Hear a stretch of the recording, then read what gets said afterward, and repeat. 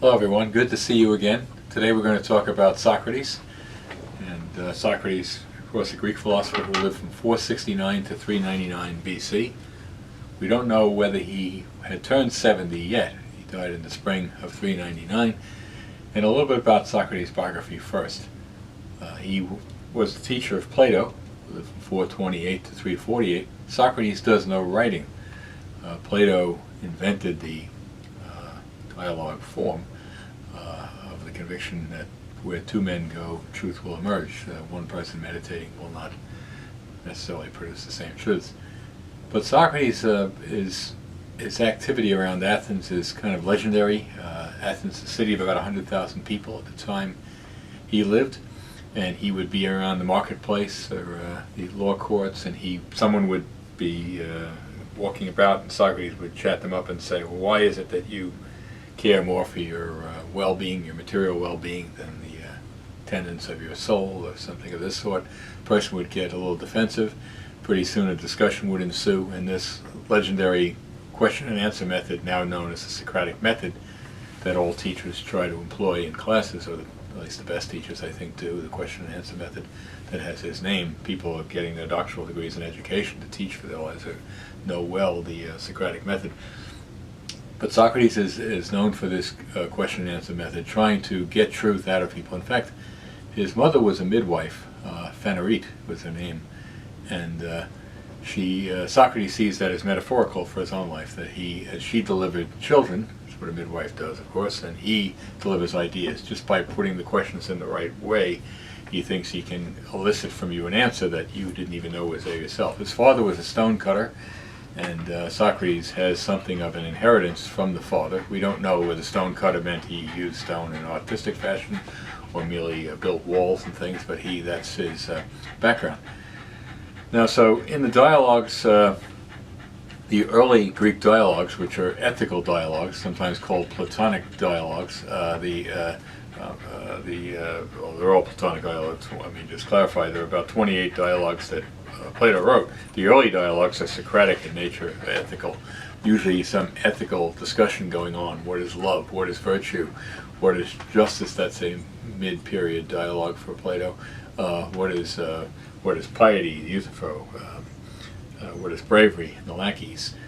So these early dialogues to me are among the best because they're just trying to define the single ethical term. One of the things that your reading goes into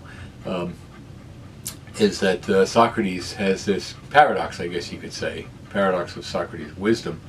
And why is it a paradox? Well, it's been called ignorance. That's the problem. It's known as Socratic ignorance. I've often thought that it's Socrates' so-called ignorance is really a kind of wisdom.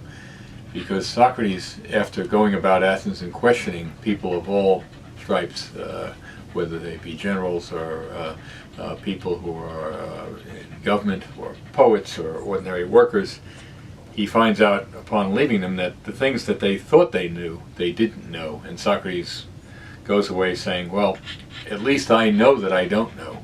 And that seems to be an advantage. I'm content the way I am. They think they know and don't. That is the form of ignorance. But Socrates says, I know that I don't know. And that's his specific kind of knowledge. I wouldn't take that too literally. Socrates knows quite a few things. What he does mean when he shows up in the apology, apologia means defense, he's on trial for his life, there are true charges against him, corrupting the youth being one, and inventing new gods, not those of the state, is another. So the penalty sought by the prosecution is death by poisoning this using hemlock, which comes from the root of a hemlock tree, which will numb the extremities first and then stop the heart. But in any case, Socrates in that dialogue is talking about he's really going about Athens and finding out what people know, and as I say, finds that they know little of what they thought they knew, and that's his particular kind of wisdom. Now, when he says I don't know, what he means literally is I don't have God's knowledge of things. It's not that he knows nothing. He says, I always thought that my knowledge didn't count for much because it was not God's knowledge. Now, what does he mean by that? Well, in the apology, even though he knows the penalty, the proposed penalty is death, he says, I can't fear death. He says to fear death would be an example of somebody thinking they knew something that they didn't. If you fear death, perhaps you think it's painful and that you'll go to the part of Hades, the Greek concept Hades, Hades, where the bad souls go. But that is yet another example, he says, of someone thinking they know something that they don't. He says, I don't know what it is. And so, in fact, 2 points in the dialogue he talks about death. Later on he says, it's apt to be a long sleep, death, that's one possibility, or my soul, when I die, could depart the body and live eternally with other souls. So there's this transmigration of the soul, so-called. And they'll live with great former great people in Athens, Homer and Ajax and Hesiod, and he says there he'll meet his true judges. But he doesn't know which of those things is going to come to pass. He's not afraid of death, we know that, because he does say that whoever feared a long sleep, if death is unconsciousness, it's like a long sleep, and that's not a bad thing. Or if I were to meet my true equals, that would be a kind of eternal bliss, be among other great minds from the past. So that's a little bit about Socrates' philosophy there, about the part you looked at with the Socratic ignorance. Again, I think it is a kind of wisdom. By the way, he doesn't fare too well in the trial. You have 1 day in Athens to make your case. I told you the 2 charges. There are 501 jurors there. And so if he loses the vote of innocence or guilt, it would need 251 votes against him. As it turns out, he loses the vote by 281 to 220, and he makes the remark, if I had only 30 more votes, I would have been found innocent. Literally, he means 31 votes. So then, after this vote for guilt, despite his long opening testimony, by the way, he could have hired a lawyer known as a rhetor. Our word rhetoric obviously comes from that, but he decides to defend himself. Following the 281 to 220 vote for his guilt, the penalty proposed is death. Socrates is allowed to counterpropose. So this part of the dialogue is lost to us, apparently, but we know that parts of it are there. We don't know the whole thing, but he does counterpropose that he'll pay a fine, and he says, some of my friends are here, Plato and Apollodorus, and they're good for the fine. 30 minae is a sum that's offered. He says he could spend the rest of his days in jail, and he could be exiled, but he really thinks he doesn't deserve any of these things. In fact, he says that even if you, this is a hypothetical, but he says even if you were to say to me, we'll spare your life, Socrates, on the condition that you stop philosophizing, stop with your question and answer method around Athens and changing people's minds about things. He then comes up with this line that we're now familiar with, the unexamined life is not worth living. And how does it emerge?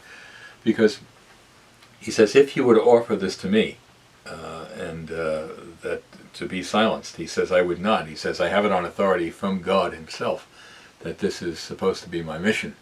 In fact, his friend Chaerephon had gone to Delphi. Delphi is a place outside of Athens where the Greeks would often have weighty questions answered. And so Chaerephon proposed the question to the priestess, a medium, who then proposes the question to Apollo, is Socrates the wisest man in Athens? The Apollo says back to the priestess, yes, Socrates is the wisest man in Athens, whereupon Chaerephon comes back and reports this to Socrates, and he was surprised, because he says, all that I know is that I don't know, this business about the Socratic wisdom. So he says here that if they were to silence him, he says he has greater authority from God that he should continue to philosophize. And he says to discourse all day as I do about the meaning of life and virtue and the pursuit of this thing called arete, A-R-E-T-E, a Greek word meaning moral excellence, life would not be worth living. And so the unexamined life is not worth living. The proposal here, his final counter-proposal is rather flip. He just says, I think I need room and board forever at the Pyrtaneum, which is like this hotel in Athens, an elegant place where they put up Olympic heroes. And Socrates says Olympic heroes only benefit you for a week or a few days with their feats of glory on the athletic field. I've been benefiting you my whole life by raising philosophical questions for you. So if you really know what I you really want to know what I really deserve is free room and board if appear to name. So there he's just being flip with them, and they vote 361 to 140 for death. So he had some 44% of the vote. Now he's only got 28% and 72% against. He says to his friends in the courtroom, if you really want to be a friend to me when I'm gone, then be with my children as I have been with you. Raise questions about why they live the way they do. He finds himself in a dialogue known as the Crito some 4 weeks after the trial, and there Crito is a friend of his. The dialogues are often named after friends like Euthyphro, or people actually, Euthyphro is just a theologian around Athens, but they're named after single individuals. Crito is a friend trying to get Socrates to escape from the jail, and he comes up with several arguments, and none of them are successful. Socrates then drinks the hemlock, and with his friends gathered around him. That becomes the basis for the scene in the Phaedo, Phaedo, the middle dialogue, where Socrates gives arguments for why his soul is immortal. But you can't overemphasize how important Socrates is to Greek philosophy and the whole of Western philosophy. Here he's been gone 2,400 years. There's just, in some ways, he has no equal. His activity around Athens, I think he's what I would call philosophy as a verb. He is philosophy in action, wandering about Athens, asking questions, and if not satisfied with the answers, he gets putting those questions again. There are paintings done of him. I will refer you to the Death of Socrates by Jacques-Louis David. David often did historical subjects, Napoleon and such, but he, in this case, has Socrates after drinking the poison, and so a magnificent life. He has really had a great influence on Western philosophies, not just the method, but his philosophies, and we'll talk more about those in the days to come. All right, so thank you.